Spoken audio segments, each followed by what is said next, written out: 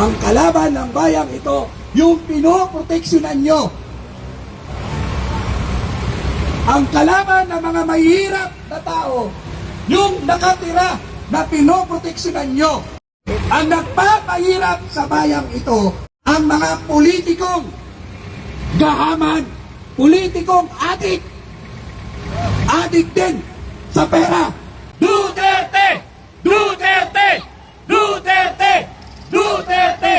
Duterte! Duterte! Huwag po Duterte. kayong magpagamit sa kasamaan.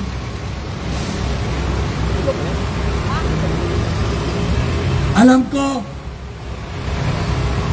sa tingin ko, sa mga mata ninyo, malungkot kayo. Malungkot kayo dahil labag din sa kalooban nyo. Umaharap kami ngayon sa inyo. May pamilya kami. May mga kababayan kami na umaasa pa rin na itama natin ang maling sistemang ito. Muli po, pagpasensyahan nyo kami kung kami man sa oras na to ay nagambala namin kayo. Uulitin ko po, mahal namin kayong mga pulis. Salamat sa inyo. Ang bayang ito ay sa Pilipino.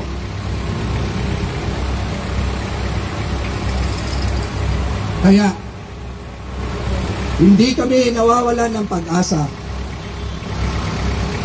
Nasasama din kayo sa pagtindig sa tama. I-report ninyo sa officers ninyo na ngayon lang nagkaroon kayo ng kaharap na hindi kayo minumura.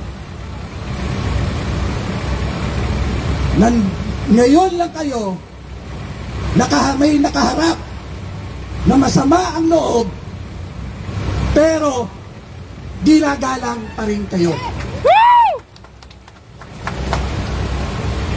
Pagpasensyahan nyo kami, nagpapahayag lang kami ng aming karapatan at para sa bayan. Mabuhay ang Pilipinas! Mabuhay! Mabuhay ang Pilipino! Mabuhay! Mabuhay! Duterte pa din! Mabuhay! Duterte pa rin. Ang tunay na nagmahal sa Pilipinas. Muli po, kami tumitingin sa mata at sa mata niyo po.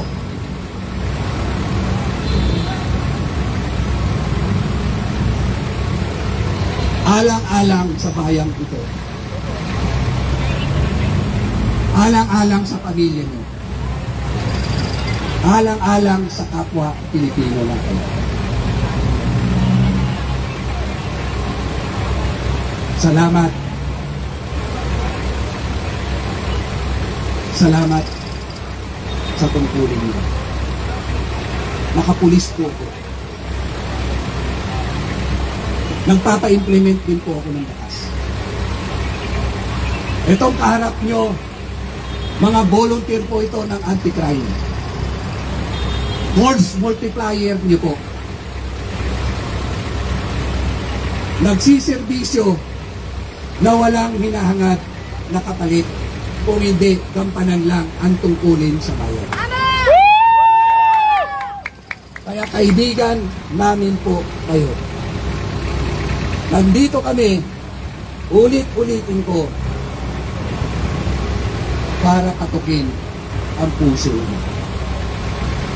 Hindi kayo ang kalaban ng bayang ito.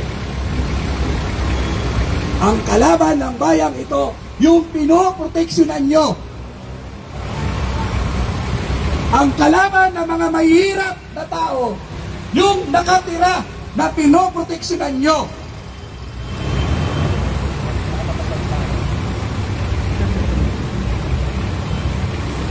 Ang nagpapahirap sa bayang ito, Ganyan mo muna sabi. ang mga politikong gahaman, politikong adik din sa pera.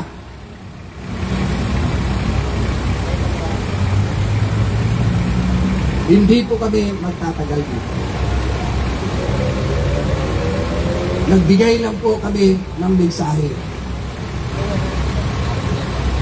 para sa inyo. Go! Mga kababayan, masaya pa ba kayo sa panahon ito? Huwag natin gawing hadlang ang kahinaan ng ilan para sa kasiyahan natin at sa ating pamilya. Tandaan po natin na ang kasiyahan ay nagmumula sa ating sarili. Kaya po, ang aming tuntunin kung bakit kami nandito, we have to love the sinner, but we have to hate their sin. Lahat ng mga nagpapahirap sa atin, sila po ay makasalanan. Ang ayaw natin ay yung kasalanan na ginagawa nila na nagpapahirap sa ating inang bayan. Subalit sila bilang makasalanan, mahal pa rin natin sila. Alam po namin sa ating mga kapulisan, ginagampanan lang po ninyo ang inyong tungkulin para may patupad ang kapayapaan sa ating bansa. Hanggang kailan natin dapat gawin ito? Tayo ba, bawat Pilipino, ay kinakailangan na magkaroon ng mga alitan na magiging sanhi ng kaguluhan sa ating bansa?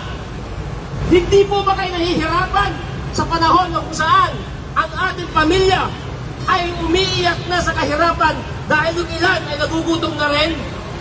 Dapat po magmalasakit tayo sa ating bayan. Paano po natin gagawin ito? Ang paraan po na magpapalasakit sa ating bayan, ano po ba ang tama para sa lahat? Hindi po importante kung kayo ang tama, kami ang tama o sila ang tama. Ano po ba ang tama na dapat natin sundin lahat para sa kapakanan ng ating sarili, ng ating pamilya, ng ating bayan, at higit sa lahat, ang bawat Pilipino na umaasa kung paano maitawid ang kanilang kabuhayan at magkaroon ng kapakanan sa kanilang pamilya, lalo higit sa ating inang bayan. Maraming salamat po sa oras na nilaan ninyo. Maaaring kami po ay nagambala namin ang panahon na supposed to be kayo po din ay nagsasamba. Kami po pinili namin na sumama dito sa kabila po ng ating ginagawa sa araw ng linggo. Dahil nais po namin parating sa inyo ang aming damdamin. Kami po ay hirap na rin sa lahat ng sektor. Maaaring ang ilan sa inyo ay katulad na rin na nararamdaman namin. Subalit kailan po natin dapat gawin ang mga bagay na dapat po natin sundin para po sa tama. Dahil po ang tamang ito ay magbibigay po sa atin ng kapayapaan, kasaganahan, at higit sa lahat, ito po ang magbibigay sa atin ng gabay para po sa ating kinakaharap. Maraming salamat po sa inyo. Yung inyo po pinoproteksyonan, kababayan ko po yan. Yan po ay aming nire-respeto.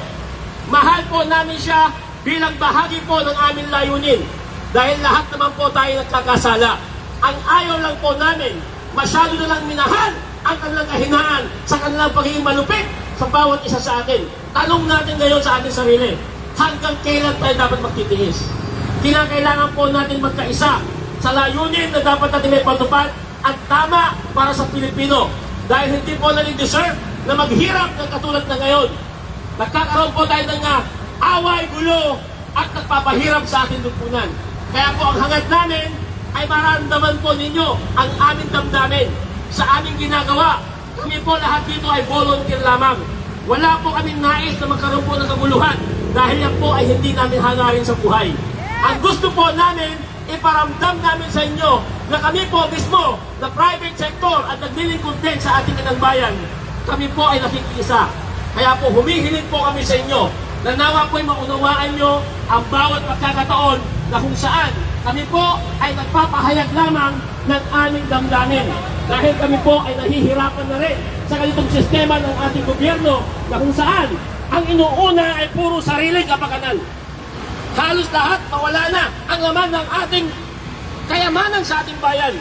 Kinakamkam na ang tanong, kailan tayo dapat gumising? Nakabaon na tayo sa utang. Ano po ba ang dapat natin gawin? Kailan tayo dapat makialam sa ganitong sistema na nagpapahirap sa ating lipunan? Maraming salamat po sa inyo at ang nais po namin ay maghatid lamang ng aming damdamin. Salamat po sa inyong pakikinig at nawa po ay makarating sa taong ating pinoproteksyonan para po sa ating pagkakaisa. Muli, magandang umaga at mabuhay ang mga Pilipino!